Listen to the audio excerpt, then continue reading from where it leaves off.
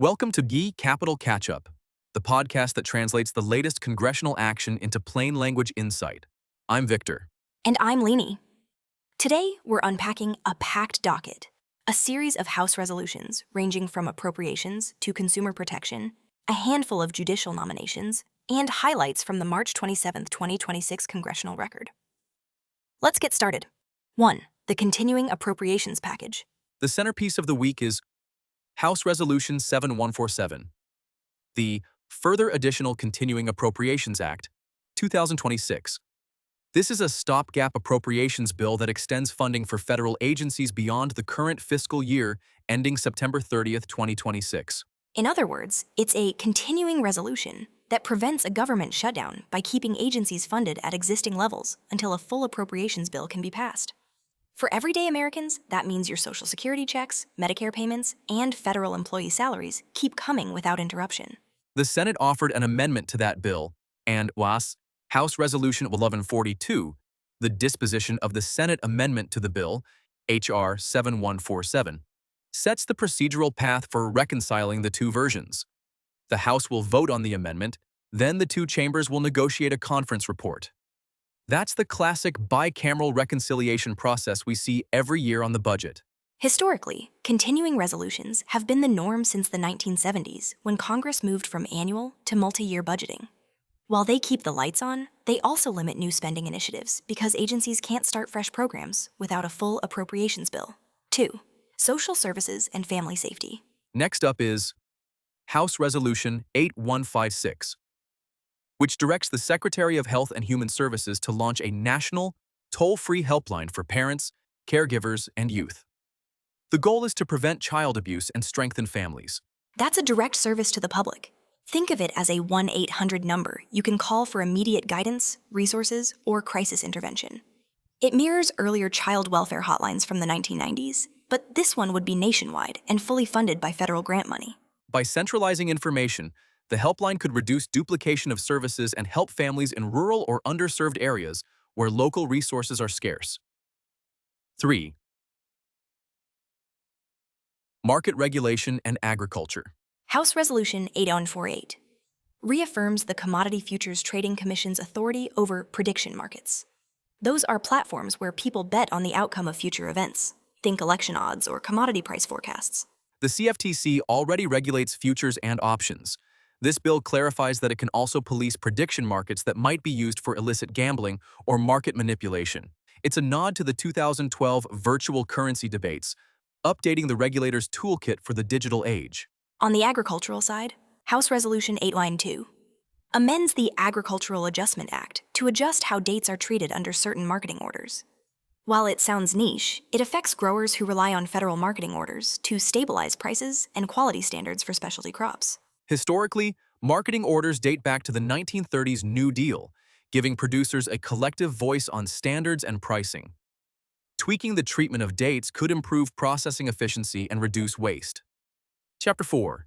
Defense Production and Workforce. The Defense Production Act of 1950, a wartime emergency tool, gets a modern upgrade with House Resolution 8133. The DPA Specialized Staffing Act. It authorizes the president to address workforce and skilled labor shortages that could hamper national defense production. Think of it as a fast-track hiring authority for critical defense factories, similar to the Defense Production Act's role during World War II and the Korean War. In today's context, it could help fill gaps in semiconductor manufacturing or advanced weapons systems. By ensuring a ready pipeline of skilled workers, the bill aims to keep the defense industrial base competitive without waiting for the usual labor market processes. 5. Rural connectivity and telemedicine. Rural America gets a boost from White House Resolution 8145, which expands the distance learning and telemedicine grants program. The amendment now covers construction and enhancement of facilities, cybersecurity upgrades, and broader digital literacy initiatives. That's a big deal. The original program, launched in 2018, funded only service delivery. Now, by funding the underlying infrastructure, fiber lines, secure networks, and even building renovations, rural schools and clinics can finally offer reliable telehealth appointments and online classes. Historically, the Rural Health Care Act of 1977 laid the groundwork for telemedicine, but broadband gaps have limited its reach. This amendment tackles the root cause. 6. Consumer credit and cost of living. House Resolution 8141 amends the Fair Credit Reporting Act, requiring resellers of consumer report information to adopt reasonable procedures to ensure maximum accuracy before transmitting data. Errors on credit reports can cost consumers higher interest rates or denied loans. By tightening the chain of custody for data, the bill aims to protect everyday Americans from inaccurate reporting, an issue that the FTC has highlighted repeatedly since the 2000s. On a broader economic front, House Resolution 8135 declares a national cost of living emergency and directs the administration to take specific actions. While the text is brief, the declaration signals that Congress wants the executive branch to prioritize measures, like SNAP benefit adjustments or energy assistance, to ease inflationary pressures on households. Historically, cost of living emergencies have been declared during wartime or severe recessions. This is the first such declaration in the 21st century, reflecting persistent price pressures. 7. Specialized defense staffing. House Resolution 8138.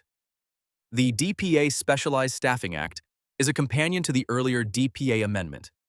It creates a dedicated staffing authority within the Department of Defense to recruit and retain specialized talent. Think engineers, cyber experts, and advanced manufacturing technicians. By institutionalizing a staffing pipeline, the Act reduces reliance on ad hoc contracting, which can be costly and less secure. 8. Medicare Part D formularies. House Resolution 8143 amends Title 8 of the Social Security Act, requiring Medicare Part D prescription drug plan sponsors that use a formulary to include certain generic drugs and biosimilar biologics. This could lower out-of-pocket costs for seniors by expanding access to lower-priced alternatives. The biosimilar market has grown since the 2015 Biologics Price Competition and Innovation Act, but uptake has been slow. This amendment nudges plans to adopt them more widely. 9. Foreign Agents Registration Act, FARA, a House Resolution 8155, updates FARA, mandating additional disclosures on informational materials. The goal is to increase transparency about foreign influence in political communications. Since the 2016 election, there's been heightened scrutiny of foreign lobbying.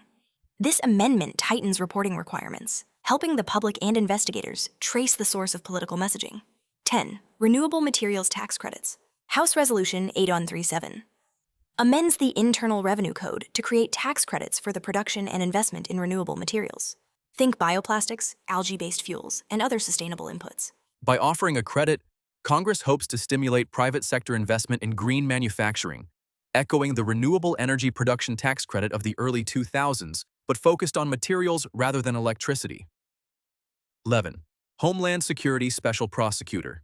House Resolution 8154 authorizes the appointment of a special prosecutor to investigate any unlawful action by a Department of Homeland Security officer or employee after January 20, 2025. This is a safeguard mechanism, similar to the independent counsel statutes of the 1990s, ensuring that potential misconduct within DHS can be examined without conflict of interest. The 12. Broadband expansion. House Resolution 8144 raises the minimum broadband service capacity for projects under the Community Connect grant program. The program, launched in 2015, aims to bring high-speed internet to unserved areas. This amendment pushes the speed floor higher, reflecting today's data-intensive needs. Faster broadband means better access to telehealth, remote work, and online education, critical for economic mobility in underserved regions. 13.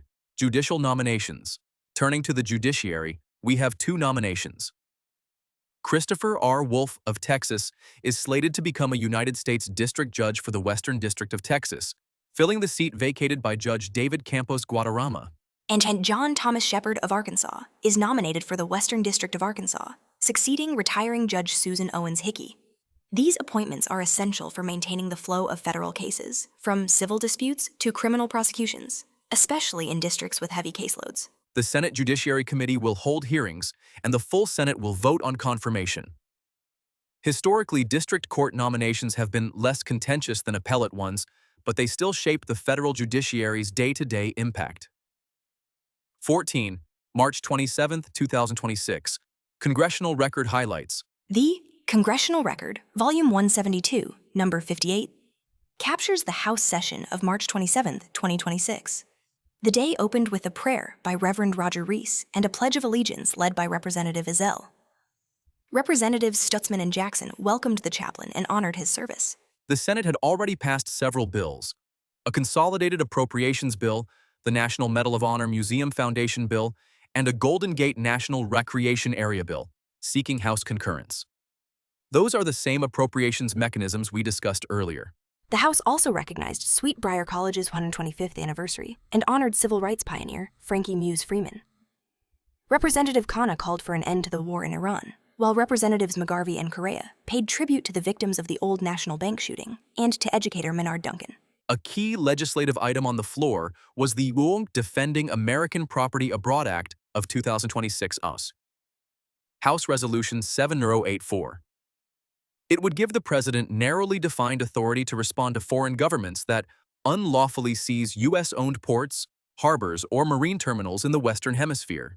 Representative Easel argued the bill provides a clear, limited tool for the president to impose consequences, whereas Representative Larson warned it could overburden the Coast Guard and might not effectively address violations at sea.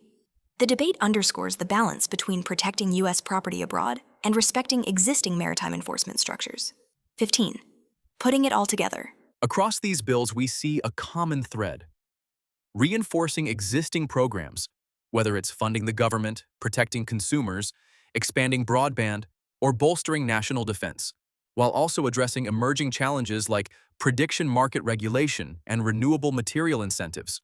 And the nominations ensure the judicial system stays functional, which is essential for enforcing all of these new policies. For listeners, the takeaway is that many of these measures will affect daily life: your internet speed, your credit report accuracy, the cost of prescription drugs, and even the availability of a 1-800 helpline for family safety. Keep an eye on the upcoming votes on the continuing resolution, the cost of living emergency declaration, and the broadband capacity amendment.